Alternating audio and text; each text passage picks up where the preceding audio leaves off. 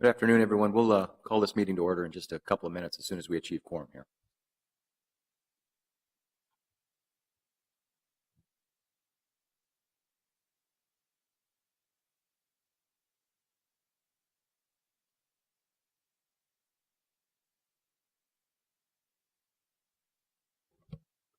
Okay. Well, this is the regularly scheduled meeting of the Ways and Means Committee, and I'm joined by Councilmember Yang, Councilmember Andrew Johnson, Councilmember Bender, and Council Vice President Elizabeth Glidden. We have 27 items on our agenda this afternoon. The first 20, or there are 26 that are on our consent agenda. Let's go through those items first, and then we'll be beginning our presentation on our 2016 bond sale. So the first items come from the Attorney's Office. We have an amendment with the State of Minnesota for Minnesota Court Data Services. We also have an authorizing execution of a joint powers agreement with the State of Minnesota Department of Public Safety and Bureau of Criminal Apprehension to use systems and tools available for the State Criminal Justice Data Communications Network. We have a grant acceptance from the United States Department of Health and Human Services, the Substance Abuse and Mental Health Services Administration's Resiliency and Community After Stress and Trauma Program. That's accepting a $1 million grant from that department. The Convention Center brings forward 4 items. The first is a contract amendment with Construction Results Corporation for a contract closeout. Item number 6 is the single bid acceptance by Ice Builders, Inc. for Target Center's ice replacement project. The bid for Rentaco North America for Convention Center artificial plants program is number 7. And then we have accepting the low bid of Messenger Construction for guard station replacement at the Convention Center. Finance and Property Services brings forward 3 items. The first is the 2016 Property Tax Special Assessment. This is the delinquent utility charges. Number 10 is the refunding of the General Obligation Tax Increment Bonds for the Midtown Exchange, Series 2008, and a refunding of General Obligation Taxable Block E refunding bonds, Series 2005. Both those items I think we can talk about a little bit during the presentation on bond sales. The Information Technology Department is a contract termination with Ardent Technologies due to some contract violations. The Intergovernment Relations Committee brings forward the Faegre BD Consulting for Federal Representation Services. The Public Safety, Civil Rights, and Emergency Management Committee will meet on Wednesday of this week to take up the 7 items that are on our agenda this morning for action, or this afternoon rather. First is a travel expense donation acceptance for Police Executive Research Forum. We also have a travel expense donation acceptance from the Jewish Community Relations Council. Travel expense donation acceptance from the National Initiative for Building Community Trust and Justice. We have a memorandum of understanding with the Arts Institutes International, Minnesota. We have a grant acceptance from the Minnesota Department of Public Safety, Homeland Security, and Emergency Management Division for the Urban Area Security Initiative grant. And this, what we commonly call the UASI grant, is in the amount of $977,400. We also have a contract authorization with Foresight Consulting to provide some Emergency Operations Center exercise services, and the funding source for that project is that UASI grant. The Memorandum of Understanding with the Bureau of Alcohol, Tobacco, Firearms, and Explosives. That's a memorandum of understanding between the Police Department and ATF. And let's see, we have several items here from Transportation and Public Works Committee. This is the Metropolitan Council Municipal Infiltration and Inflow Grant Program. It's grant acceptance agreement. We also have agreement with Bassett Creek Main Stem Erosion Repair Project. That's a funding agreement. We have Nicollet Mall Street Reconstruction Project. It's an assessment reduction. PV Plaza Revitalization Project. We also have an amendment to the project management agreement with Conservation. And the final item on the TPW agenda is the Franklin Street Bridge Agreement with MnDOT for the bicycle counter. Actually, there was 2 more items. I apologize. There's 2017 through the 20 Minneapolis Public Works Consulting Pool. And the final item is the bid for the Fridley Softening Water Cone Expansion Joint Project. So with those 26 items, are there any questions or any additional comments from council members? Not seeing any. All those in favor of those items, please say aye. Aye. Opposed? Those items are brought forward. So that leaves us with the item, Mr. Ruff, if we could, it's the 2016 bond sale results and bond ratings. Looks like we'll be beginning with Mr. Abelin. Is that correct, Mike? Who's up first? You are. Okay.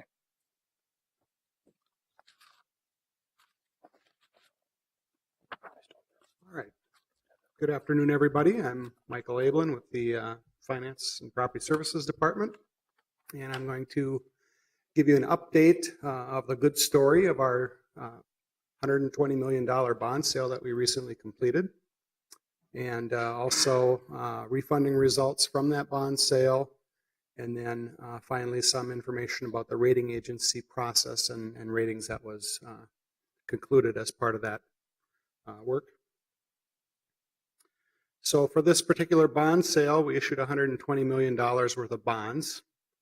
About $46.7 million of it was for new projects for net debt bonds, streets, parks, roads, traffic signals, etc., sort of the typical infrastructure of the city.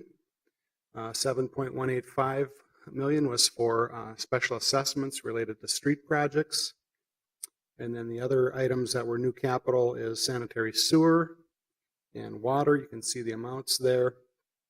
And then as part of this, we had two series of bonds that were refunded.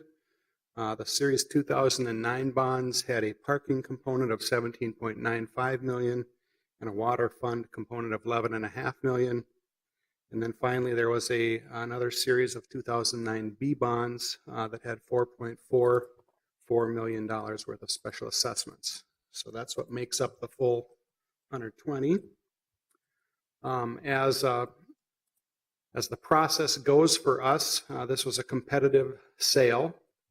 So what the city does is we advertise those bonds. These bonds had maturities from December 1 of 17 through December 1 of 2026. And we communicate that information to the market, what the maturities are in each of those 10 years. And they come back and they give us bids. And those bids are basically what they're willing to pay for that $120 million worth of bonds and what interest rates they will pay on those bonds. And it comes down to something that looks like this, which basically says, you know, in this case, Morgan Stanley and Company is the winning bidder. They were willing to give us $122,246,000 and change.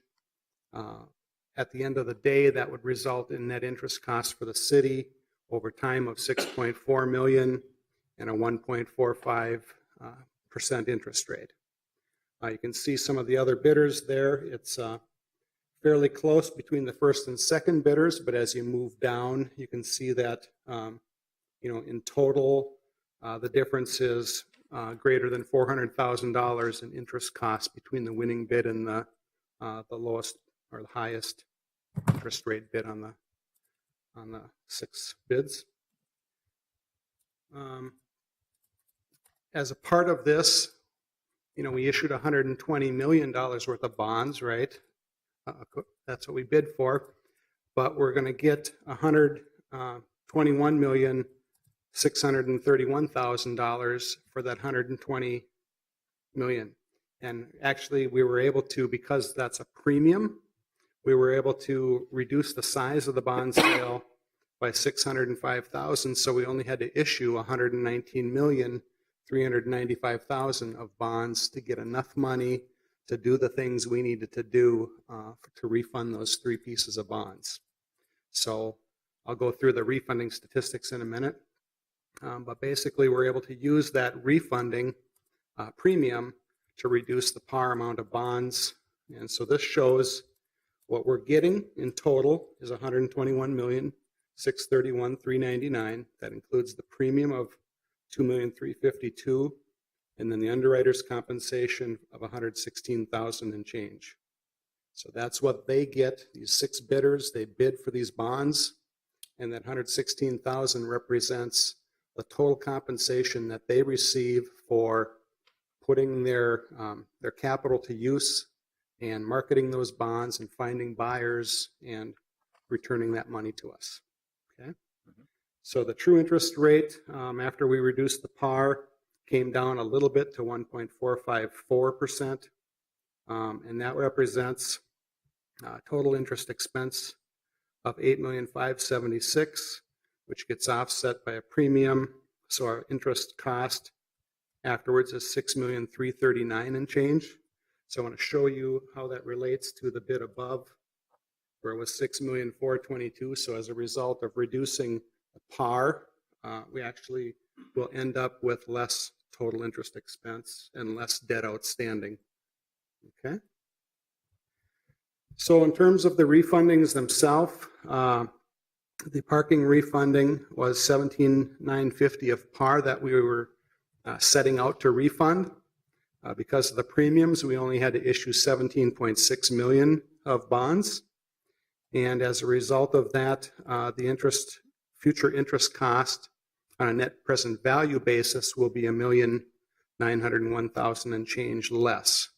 So we're saving about 10.59% on a net present value basis on that refunded principal. And then for the water bonds, there's $11.5 million that we set out to refund. We were able to do that with $11,245,000 of bonds. So again, being able to issue less par, so there's less debt outstanding on our books when we're done with this. And that particular refunding is yielding a $2,079,000 net present value gain or savings, and that's 18% on the principal. So I'm going to go through one more before I indicate why that smaller amount generates a bigger premium, or present value. And finally, the third piece was the special assessment bonds. There we had $4,440,000. That's exactly what we issued, the same amount, replacing those bonds with bonds at lower interest rates. And that saved the city $564,699, or about 12.7%. So the reason that there's different percentage savings has to do with the structure of the bonds and where they fall in the, between 2017 and 2026. So that's what determines whether or not you have a larger interest savings or smaller. It depends on the timing of where those bonds fall within the structure. Okay. So on a summarized basis here, these are the three refundings. So we set out to refund $33,890, and the total future savings on a net present value basis is $4,545,000 and change. And for the items that are the $17,950 and the $11,550, that would have been $29,450,000. We were able to issue $28,845,000. So not only do we have less interest, at the end of the day, we have less debt outstanding on our books, which is always a nice benefit as well. Okay. In terms of rating agency results, we had very good calls with the rating agencies. We actually had Standard & Poor's had two people come and actually visit us in person, and we went on a walking tour of the city, and they were very, very happy to see all the buildings that are going up in the city, and the trend in our values were very positive. All three agencies were very surprised by the amount of recovery we had based on the Great Recession and the fall in values that happened in 6, 7, and 8, and then how we've come out of it and really are doing well, not only with existing properties, but all the new building that's going on here, and how our economy is really absorbing the unemployed and doing other things to help with our economic activity. Some of the other sort of general comments relate to moderating liabilities with lower debt and rapid amortization. Here at the city, we don't tend to issue our bonds and put them out really long. We try to manage them within sort of the mid-range to shorter range maturity structure. That gets us lower interest rates, and we just try and manage it that way instead of going long with our bonds. And that allows us to have a more rapid amortization or payback on our debt, and that is something that the rating agencies look favorably upon. So that helps us. We've had good conversation about our cash positions and our fund balances as providing, flexibility for us to do things we need to do on a timely basis. In a time of distress, having those reserves and those cash balances really helps you be able to react to a change in your revenue base or the kinds of things that bring in revenue. So they were very happy with that. Several of them commented about strong financial management. And I attribute that to the mayor and city council primarily being able to make the decisions that allow us to do the things we do in finance to really keep our interest costs as low as possible while still getting our infrastructure taken care of and making progress on economic activity within the city. Another thing that they talked about was our ability to, not only our ability, but our willingness to raise revenues when we need to. They don't look at things at a click in time. They look at your history of how you manage. So they are very happy to see that we use long-term financial planning, and that when it's been times in our history where we've had revenue problems or cutbacks at the state, that we have a policy-making body that's willing to raise revenues and do the things it needs to do to keep services up for the residents. And then finally, pension obligations. This primarily relates to the closed funding, closed plans that we have to fund on an ongoing basis. Those liabilities are high, but they're manageable, and they all sort of recognize that we are doing the things we need to do to fund those obligations as they come due, and that we build them into our budget. We raise the revenues to be able to handle them, and they were very pleased with that. So that's about all I have. I'm going to invite Mark up. He's got some additional comments on the rating agency stuff, and if you want to talk about the loans. Thank you. Any questions for Mr. Ablin before he returns to his seat? Not seeing any. Thank you, Mike. Mr. Chair, members of the committee, I'm Mark Ruff, the Chief Financial Officer. On the two loans that were on your agenda today, these are smaller bond issues which have been and we expect to be prepaid earlier than their regular maturity. And so the reason we chose not to include it in the larger bond issue is these interfund loans give us more flexibility to pay off bonds that we have revenues to pay off faster. For example, the water bonds that were refunded that Mr. Ablin referred to are expected to be out for the full term. We are trying to maximize the larger bond issue to reduce our interest costs for those kinds of obligations, hence a refunding in a large bond issue. So we are, and do expect in the future for some of these smaller bond issues to come and propose these interfund loans, and the interfund loans means we take money from another part of the city's operation. In this particular case, we have recommended the self-insurance fund. Those will be fully repaid, and in fact should be repaid at an interest rate better than what we're earning on our investments. So we consider it to be a win-win from that perspective. But obviously, we don't have the capacity to refund $40 or $50 million worth of dollar amounts, and we wouldn't want it out that long of a term anyway. So the Midtown Exchange bond issue that's being refunded, we expect to pay off within 6 years, and we do expect still some savings, over $100,000 of savings. So we just think that's good financial management practices. The Block E refinancing, we actually expect to pay off within a year and a half. So those should be gone fairly quickly. Second of all, on the ratings, we do have 3 outstanding ratings. We have one from Fitch, one from Standard & Poor's, and one from Moody's. They all have different approaches. And number one, if anyone in the viewing audience is interested, we have these rating reports on our website, and so certainly people can pull them up and read them. They actually are not as technical as you would think. They take a little broader brush. And in fact, the Fitch ratings, I would say take the most broad brush.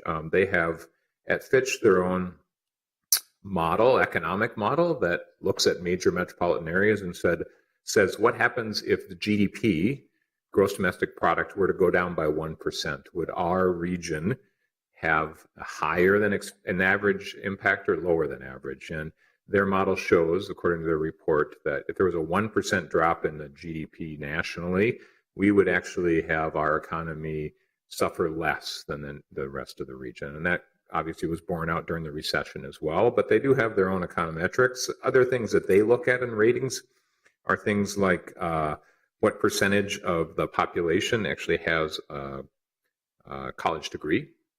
And we have obviously very good statistics from that perspective in Minneapolis, but they also see that our poverty rate is higher than what is average for major metropolitan areas. And so there's always in these rating reports the good side and then the more challenging side.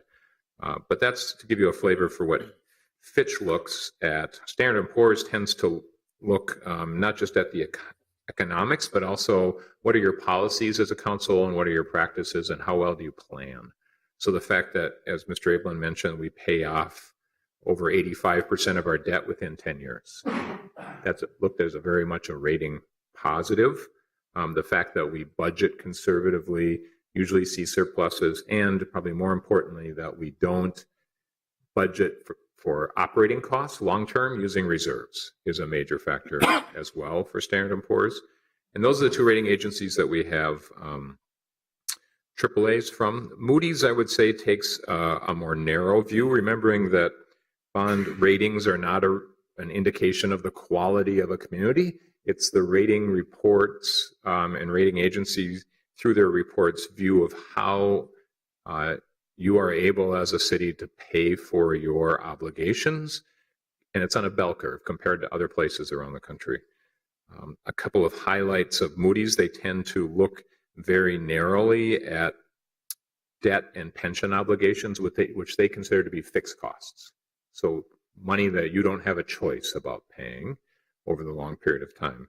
They look, and in the report, if you see it, it shows a quote of over 30% of our operating expenses are fixed costs. But they only look at it from the general fund and the debt service fund perspective. The other rating agencies tend to look at it at a broader base, total governmental funds. Right? So that number may seem alarming when you look at the Moody's report, but I would say that we have to put it into context, which is they are just looking at very narrowly what are your very basic operations. The second thing about Moody's is what's your market value, and while they have been impressed with the value increases, we are still lower than many of our peers across the country that are AAA in terms of market value per capita, because our housing stock tends to be more affordable than many other metropolitan areas.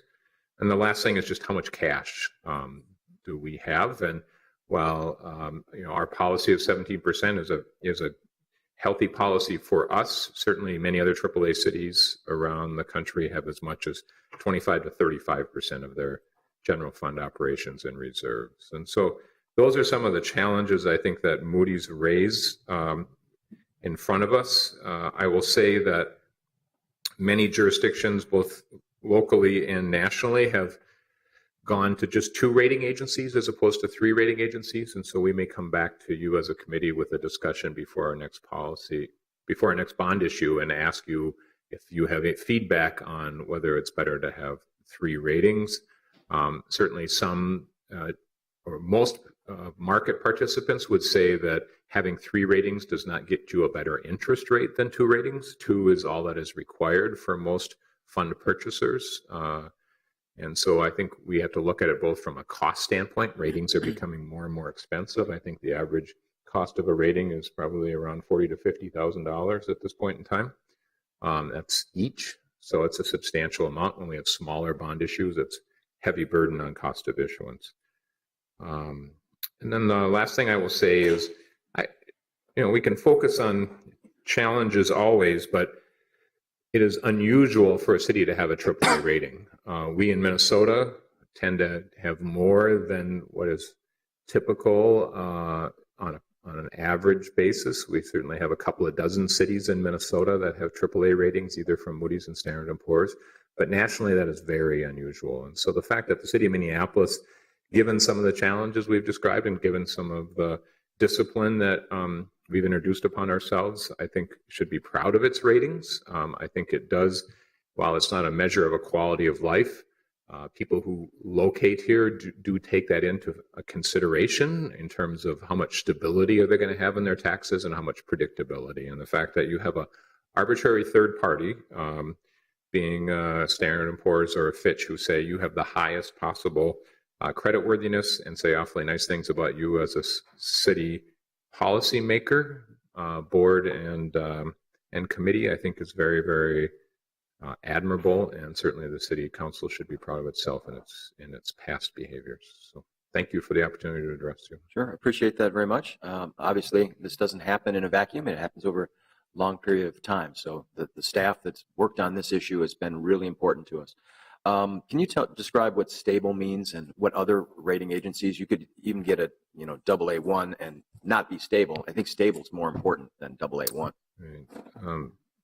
Mr. Chair, each of the rating agencies tends to forecast when there's going to be a downgrade. They usually, unless there's something dramatic that happens, will oftentimes say if these factors don't improve, whatever these factors might be, whether it's your revenues or expense increasing dramatically, if they say these factors don't improve in the next year, there may be a downgrade, and so they will put you on a negative watch or an outlook, which is a negative outlook. Okay. In the same case, on the flip side, if they see positive factors but really want to see if those factors are sustainable, they will give you a positive outlook, and that means there's a reasonable chance of an upgrade in the future. So certainly in the past, the city of Minneapolis has had a negative outlook. I know from Fitch back in the early 2000s, the city had a negative outlook from Fitch, but that was revised after about 4 years when they were satisfied that the city had improved its internal service fund operations. So right now, the fact that we have a stable outlook on all of the rating agencies is a good thing.